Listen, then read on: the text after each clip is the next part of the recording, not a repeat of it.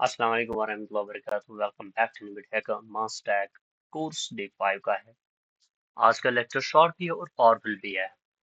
हम multiple important HTML tags cover करेंगे लेकिन प्रॉपर अंडरस्टैंडिंग के साथ। तो सबसे पहले मैं आपको बता दूं पहले हमने क्या पढ़ा था। तो यहाँ पर मैंने ऑलरेडी आपको बता दूं कि प्रोग्राम ऑलरेडी मेरा लिखा हुआ है। वो इसलिए लिखा हुआ है क्योंकि मुझे रिकॉर्डिंग डिलीट हुई है। तो हमने ऑलरेडी क्या पढ़ा हुआ था, हेडिंग्स पढ़ी हमने 1 से लेकर 6 तक, हेडिंग्स H1 से लेकर H6 तक। उसके बाद पैराग्राफ टेक भी पढ़ा हमने, लाइन ब्रेक भी पढ़ा किस तरह से होता है, स्ट्रॉन्ग वर्सेस बोल्ड का भी हमने आइडिया पढ़ा है, स्ट्रॉन्ग किस चीज के लिए यूज होता है, सीओ के लिए, जो कि बेस्ट है।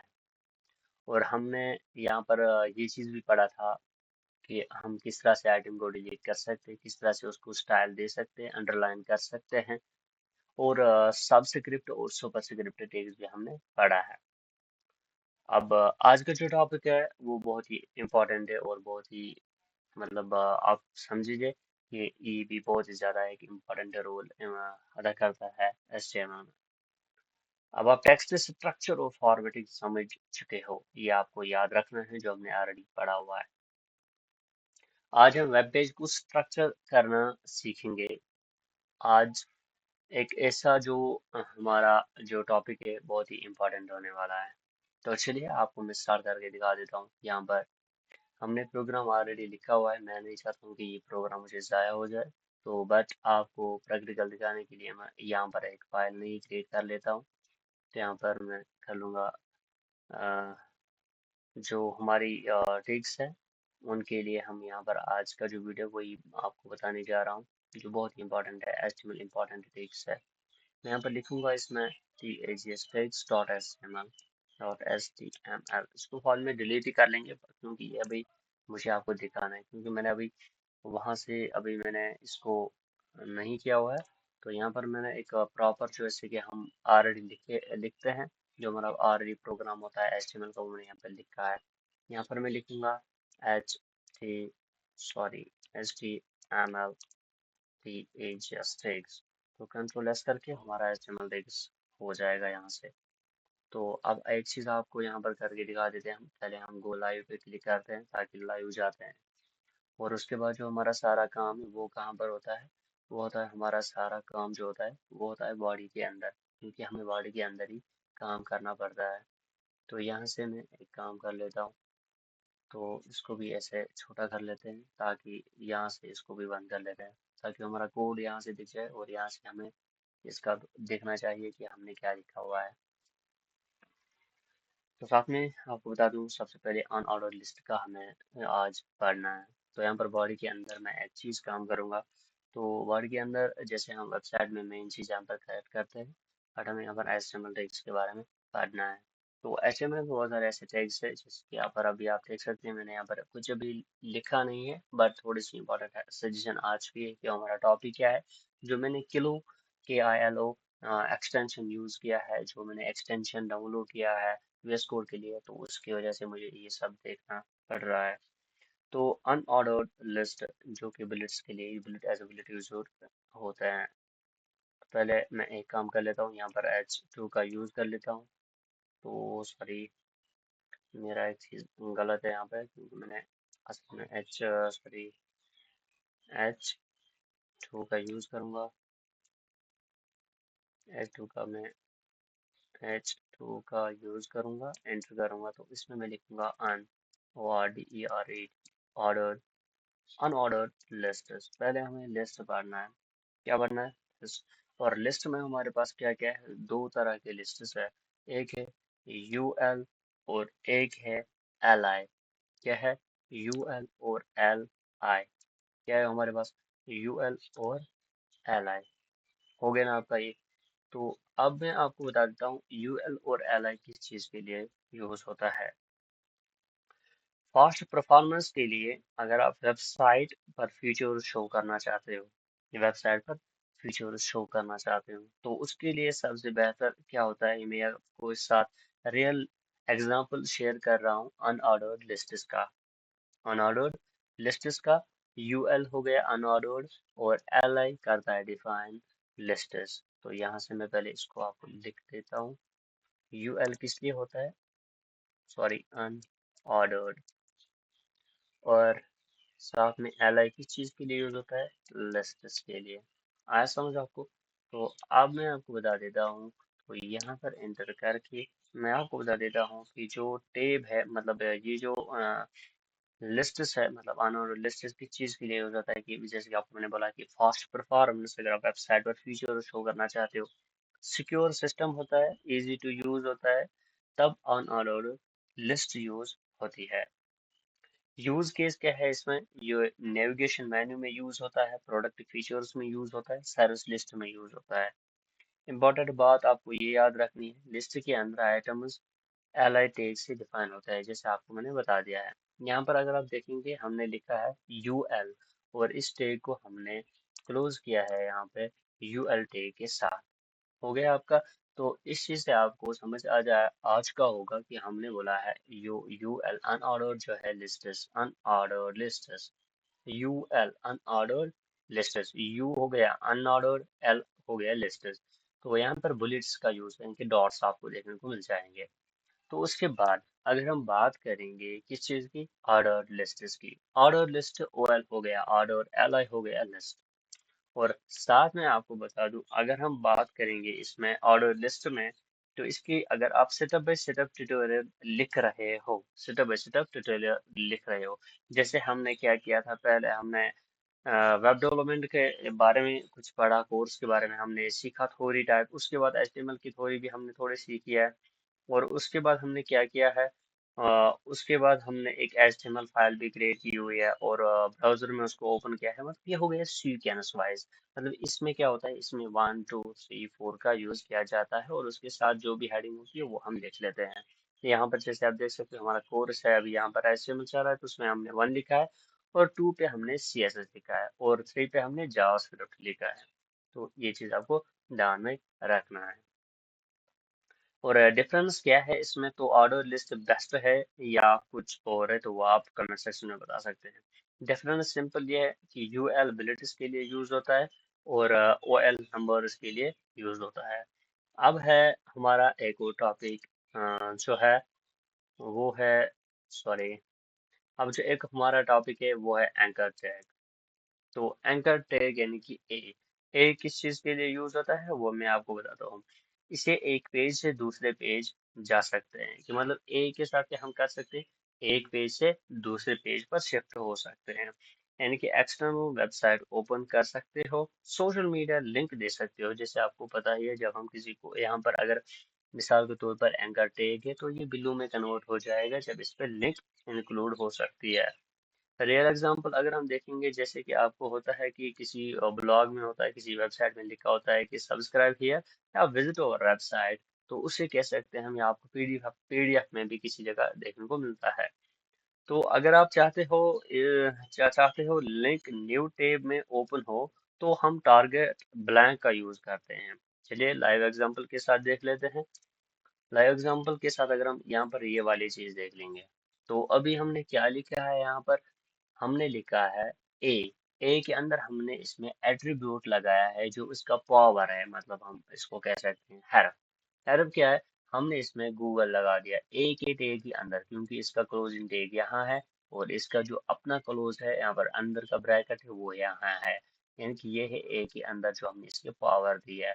और जो हम साइट पर देख सकते हैं, जो हमें देखने को मिल जाएगा, जो आपको देखने को मिल जाएगा आंखों से, तो ये वाला चीज है। और यहाँ कॉर्नर पे आप देख सकते हैं www.google.com आपको देखने को मिल रहा है। तो जो हमने यहाँ पर लिंक आपको दिखाई है वो हमें यहाँ पर इस पर हॉवर करने के टाइम पे देखने को मिलती है। और यहाँ पर आपको क्या शो हो जाएगा, जो आप ए टैग के बाहर से आप लिखोगे क्लोज टैग के अंदर से। हो गया आपका एंकर टैग भी जो है वो भी आपका हो गया। तो अब है इसके बाद इमेज टैग। इमेज टैग के बाद अगर हम बात करेंगे, इमेज जो है वो दो तरह से यूज किया जाता है। दो तरह से किस तरह से यूज किया जाता है, एक तो हम लिंक के जरिए से अपनी वेबसाइट पर जो है पेज दिखा सकते हैं। आया समझ आपको? लिंक के जरिए से हम वेबसाइट पर ये दिखा सकते हैं। या तो अगर लिंक के जरिए से आप नहीं दिखाना चाहते हैं, तो आप किस तरह से दिखा सकते हैं, वो आप जो है फाइल के अंदर जो आपको सॉरी ये होगा, मसलन मिसाल के तौर पर यहाँ पर मैं इस लिंक को यहाँ पर एक काम करता है, मैं यहाँ पर एक चीज नया चीज ओपन कर लेता हूँ। यहाँ से मैं आपको एक फ्री इमेज यहाँ से हम देख सकते हैं। Sorry, free IMG, yes images, तो एंटर कर लेता हूँ मैं यहाँ पर। तो मैं चाहता हूँ कि यहाँ से मैं एक इमेज ले सकूँ, वो मुझे वेबसाइट पे दिखानी है। तो चलिए यहाँ से मैं एक चीज कर लेता हूँ, ये मुझे वेबसाइट दिखानी है, क्या दिखानी, ये मुझे वेबसाइट पर दिखाना है। तो इसके बहुत सारे साइजेस होते हैं यहाँ पर। तो पहले मैं यहाँ पर क्लिक करता हूँ, यहाँ पर इसको भी नहीं दिख रहा है। हम यहाँ पर इसको राइट क्लिक करके इसको सेव इमेज एज करेंगे। और पहले मैं इसको सेव कर लेता हूँ ताकि आपको भी देखने को मिल जाएगा। तो यहाँ से मैं इसको JPG, हम यहाँ पर एक काम करेंगे, तो इसमें हम लिखेंगे, हम live dot, no no no no no, हम वाटर लिखेंगे, वाटर डॉट JPG, एंटर करूंगा मैं। आया समझ आपको? वाटर डॉट JPG हमने एंटर किया। तो ये हमें किस चीज़ के लिए यूज़ हो जाएगा वो मैं आपको दिखा देता हूँ। यहाँ पर मैं कॉपी इमेज लिख करता हूँ। तो कॉपी इमेज लिंक करता हूँ, मैं अपने पेज पे वापस आ जाता हूँ। यहाँ से मैं क्या करूँगा, इस लिंक के बदले में जो हमने इमेज के अंदर SRC है, इमेज के अंदर जो SRC है, इसके अंदर जो लिंक है यहाँ तक, कंट्रोल V कर लेता हूँ। यहाँ से आपको दिखेगा कि यहाँ से इमेज आ चुकी है किस पे, कंट्रोल S करके। तो आपको यहाँ पर इमेज देखने को मिल जाएगी। अभी नहीं आ रही है, मसला क्या हुआ है इसके साथ वो मैं देख लेता हूँ यहाँ पर। तो यहाँ पर एक मसला हो चुका है, आई थिंक ऑल इसका ये है, मतलब ये इमेज क्यों नहीं आ रही है यहाँ पे। इमेज का मसला हो गया है यहाँ पे, नहीं इमेज आ चुकी है शायद। हाँ इमेज तो आ चुकी है, बट बड़ी तो नहीं आ रही है, ना ही यहाँ पे दिख रही है। क्योंकि मैंने इसमें लिखा है, यहाँ पर इस पे हम लिखेंगे इसमें अगर इमेज नहीं दिखेगी तो मुझे यहाँ पर ये दिखना चाहिए, क्या, नेचर की इमेज है, यहाँ पे टेक्स्ट मुझे दिखना चाहिए। तो इसको मैं सेव कर लेता हूँ। यहाँ से मैं आप देख सकते हैं, हाँ। तो ये वाली इमेज आपको देखने को मिल रही है। तो अब एक और चीज़ है, मतलब एक और तरीके से हम इमेज इसमें लगा सकते हैं। इसलिए यहाँ पर मैं इमेज टैग का यूज़ करूंगा, फिर से IMG का यूज़ करूंगा और एंटर करूंगा। एंटर के बाद मैं क्या करूंगा, मुझे यहाँ पर SRC में क्या लिखना है, मैं लिखूंगा इमेजेस। तो यहाँ पर जो मेरा फोल्डर है जिसके अंदर मुझे इमेज है, तो वो मैं लिखूंगा। और उसके बाद मैंने वाटर डॉट JPG, जो ऐसे ही इमेज है जो हमें ऑलरेडी दिख रही है। अब दो आपको देखने को मिल रही है। आल्ट में हम क्या लिखेंगे, वाटर इमेज, तो कंट्रोल S कर लूंगा मैं। तो यहाँ से आपको दो इमेज देखने को मिल जाएगी। और ये इमेज बड़ी क्यों आ रही है, क्योंकि इसमें ये वाली चीजें एट्रीब्यूट्स नहीं लगी है। चलो ये वाले एट्रीब्यूट्स भी इसमें ऐड कर सकते हैं। कंट्रोल C करके इनको यहाँ पर पेस्ट कर लेते हैं, कंट्रोल V करके कंट्रोल S करेंगे तो ये वाली इमेज भी आपको छोटी देखने को मिल रही है। अब दोनों सेम है ना। तो अगर आप इसमें विड्थ जो है 300 कर लेंगे, चलिए यहाँ से मैं विड्थ इसको 300 करता हूँ, कंट्रोल S कर लूँगा, तो आप देख सकते हैं इसको बड़ा साइज हो गया है इससे। तो इसको मैं क्रॉस ही कर लेता हूँ ताकि हम जो है इसको 200 रख ले, ताकि ये अच्छा सा दिख जाएगा हमें इसमें। तो हो गया, आपको ये चीज़ भी कंसेप्ट क्लियर हो गया है। आपको आया समझ कि किस तरह से हम इमेज का भी यूज करते हैं। यानी कि लार्ज ऐड होता है, लोगो ऐड होता है, सॉरी, प्रोडक्ट आप फोटो शो का होती है जो हम लिख सकते हैं। आप किसी भी जगह पे आप वेबसाइट पे बैनर आप डिस्प्ले होता है, वो भी आपको बताया। और इम्पोर्टेंट आपको याद रखना है एट्रीब्यूट्स, इसके एट्रीब्यूट्स क्या क्या है। SRC है जहां पर आप इमेज की पाथ डालते हो या एड्रेस डालते हो। और ये आल्ट क्या होता है, वो है इमेज का डिस्क्रिप्शन। मिसाल के तौर पर अगर इमेज लोड नहीं हो रही है तो यहाँ पर आप लिख सकते हैं, अगर इमेज नहीं दिखेगी, मैं आपको यहाँ पर लाइव दिखूंगा, nature image DONT don't found. आया समझ आपको? या मतलब आप किस कोई प्रॉब्लम लिख सकते हैं, जैसे मैं कि यहाँ पर एक प्रॉब्लम कर लेता हूँ। अब आप यहाँ पर देखेंगे एक मैसेज हो गई, एक फोटो हो गया गायब, और वहां पर क्या दिख रहा है, नेचर इमेज नॉट फाउंड। तो यहाँ पर मैं ये कर लूंगा, वापस से तो इमेज वापस से आ चुकी है। तो ये जो ऑल्ट टेक्स्ट है वो इम्पोर्टेंट हुआ किसके लिए, सीओ के लिए, स्क्रीन रीडर्स के लिए। अगर इमेज लोड ना हो तो तब क्या होता है, डिस्क्रिप्टिव शो होता है। प्रोफेशनल डेवलपर्स ऑल्ट कभी स्किप नहीं करते हैं, ये बात आपको दिमाग में याद रखना है। अब है मेन चीज जो हमें पढ़ना है आज, और इसमें था जो कि आपको मैंने बता दिया था कि हम लास्ट में एक और इम्पोर्टेंट पढ़ने वाला है, वो है डिव और स्पैन का बेसिक कंसेप्ट। तो यहाँ पर मैं डिव और स्पैन का बेसिक कंसेप्ट कर लेता हूँ। और यहाँ से मैंने एक डिव जो है ना, अब डिव जो है वो आप एक कंटेनर होता है। जहां पर आप वेबसाइट के सेक्शंस में डिवाइड करते हो, मतलब जो वेबसाइट है उसको आप सेक्शंस में डिवाइड करते हो। तो वो कैसे आप डिवाइड करते हो, जब आप मैंने ऑलरेडी वीडियो अपलोड किया हुआ है वेबसाइट, जो हमारी फर्स्ट वेबसाइट है वहां से आप देख सकते हैं उसको भी लाइव एग्जांपल के तौर से आप इसको समझ सकते हैं। तो यहाँ से आप हेडर जो है अलग वेब इसके लिए अलग डिव क्रिएट कर सकते हैं। इस सेक्शन के अंदर आप डिव क्रिएट कर सकते हैं, या मेन कंटेंट है, साइड बार है, फूटर है, ये सब डिव के थ्रू ऑर्गेनाइज होता है। डिव ब्लॉक लेवल एलिमेंट है, ये पूरा विड्थ ले लेता है। आया समझ आपको? फ्रंट एंड लेआउट का फाउंडेशन डिव है, ये भी बात आपको याद रखनी है। और साथ में आपको बता दूं, अगर मैं यहाँ पर मैं आपको दिखा दूं कि यहाँ पर मैंने इस तरह से डिव और स्पैन का मैंने लिखा है, this is a div element, this is a span element। तो अब एक काम करते हैं, मैं इसको एंटर कर लेता हूँ। तो यहाँ से मैंने एक div जो है वहां पर हमारा पास क्या लिखा हुआ था, क्या हुआ, क्या लिखा हुआ आया है, this is a div element। Class हमने इसमें बॉक्स रखा है, बट यहाँ पर हम इसको क्लास बॉक्स नहीं रखेंगे। तो चलिए एक चीज मैं आपको अब दिखाता किसके जरिए से। अब उसमें नहीं, मैं यहाँ पर स्टाइल करूंगा, STYLE स्टाइल करूंगा, एंटर करूंगा। उसके लिए बॉक्स यहाँ पे नहीं होना चाहिए, सॉरी, बॉक्स नहीं होना चाहिए। तो यहाँ पर मैंने इसमें आप देख सकते हैं अभी, ओ सॉरी कोड बहुत छोटा हो गया है। तो आप देख सकते हैं मैंने यहाँ पर लिखा है इसका बैकग्राउंड कलर लाइट ब्लू होना चाहिए, और पेडिंग इसको 10 px होनी चाहिए, ऐसी वाली। तो दिस इज div एलिमेंट है ना, इसके अंदर आप कुछ भी लिख सकते हैं। चलिए मैं एक चीज आपको दिखा देता हूँ, इसमें यहाँ पर दिस div एलिमेंट, और इसके अंदर आप कुछ भी लिख सकते हो। और यहाँ पर अगर आप इसमें ऐसे करते हो, this is paragraph inside the div, inside the div, मतलब क्या आपको समझ आ चुका है। नीचे हमने स्पैन का टैग यूज किया है, ऊपर हमने div का टैग यूज किया है। आया ना आपको समझ? हमने div का टैग जो ब्लू कलर है, जो लाइट ब्लू कलर है, इसी के अंदर सारा टेक्स्ट देखने को मिल जाएगा जो भी आप क्रिएट करोगे यहाँ पे। अगर आप यहाँ पर एक और चीज यहाँ पर कुछ लिखोगे तो वो भी आपको यहीं पर देखने को मिल जाएगा। अगर हम कोई एक और पैराग्राफ लिखेंगे इसमें कि यहाँ पर आप खाली मतलब एक्चुअली हम होम का यूज करेंगे। एक सेकंड मैं आपको एक चीज दिखा देता हूँ यहाँ से। मैं HOME होम, मतलब होम पेज यहाँ पर आप लिख सकते हैं, होम पेज लगा सकते हैं यहाँ पर, या आप सर्विसेज दिखाते हैं, या आप सर्विसेज कांटेक्ट, इस तरह की चीजें आपको यहाँ पर देखने को मिलती है। तो इस तरह से आप देख सकते हैं कि बहुत सारी ऐसी चीजें जो आप यहाँ पर जो जिसके लिए ये ड्यू क्रिएट होता है, मतलब अलग अलग सेक्शन जिसमें वेबसाइट के होते हैं वो आप यहाँ पर मैनेज कर सकते हैं। अब आया है मतलब स्पैन टैग। स्पैन टैग क्या होता है? स्पैन भी कंटेनर ही है, लेकिन स्मॉल इनलाइन टेक्स्ट के लिए यूज होता है।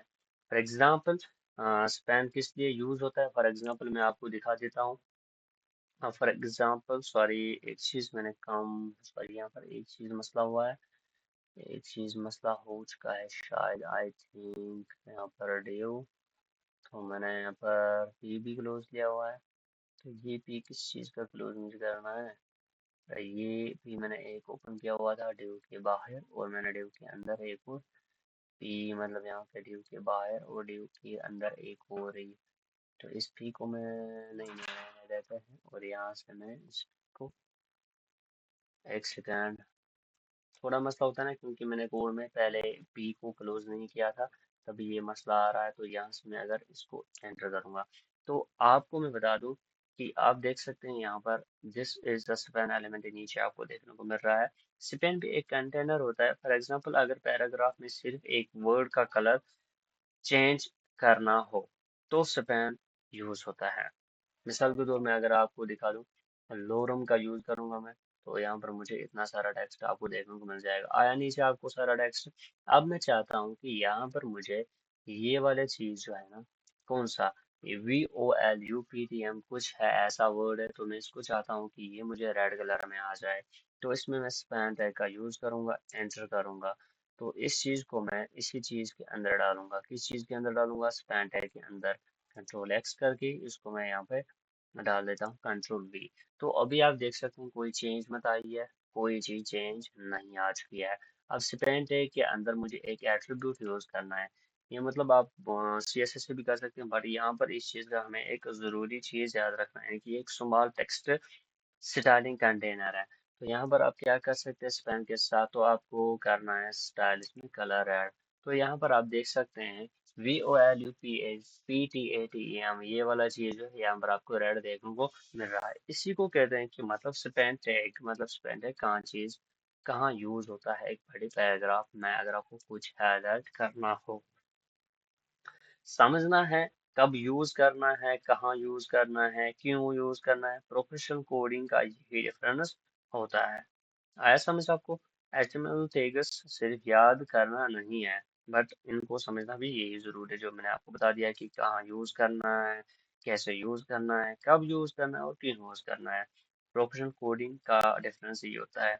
और आज हमने प्रॉपरली समझा लिस्ट्स का रियल यूज, लिंक्स का स्ट्रक्चर, इमेजेस का सीओ इम्पोर्टेंस क्या है, और डिवोर्स का लेआउट भी आपने देखा है, रोल देखा है। अब आप एक सिंपल स्ट्रक्चर वेब पेज बना सकते हो। नेक्स्ट वीडियो में हम आप दिखाएंगे, वो हमें ऑलरेडी आपको बता दिया कि वो हमने ऑलरेडी बनाया हुआ है।